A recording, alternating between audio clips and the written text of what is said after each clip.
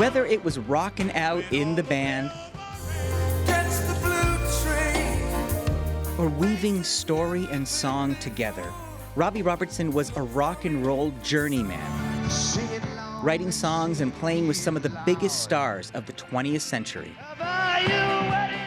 Born in Toronto, his dad was Jewish, his mother Mohawk and Cayuga. He caught the music bug listening to American songs on the Six Nations Reserve in Ontario.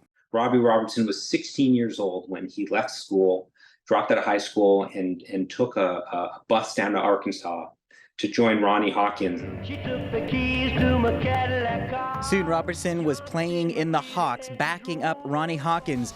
And when Bob Dylan decided to go electric, Robertson and the Hawks got the call.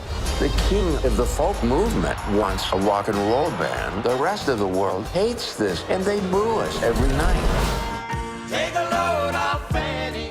What followed next was simply called The Band. With Levon Helm and the rest, the sound was fresh but familiar. It had this quality of songs that we'd all heard before, that we grew up with, but it was also completely new, completely fresh. When life on tour took its toll, director Martin Scorsese captured their final show in a concert film. The road has taken a lot of the great ones. Hank Williams, Buddy Holly, Otis Redding. Robertson went on to work on over a dozen of Scorsese's films. Today, the director released a statement, saying in part, "It goes without saying that he was a giant, that his effect on the art form was profound."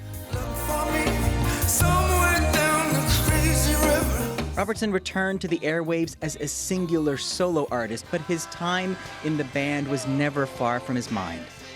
That brotherhood came out in the music, and it allowed us to do something different than anybody in the world. Robbie Robertson died at home in Los Angeles with his family around him. He was 80. Eli Glasner, CBC News, Toronto.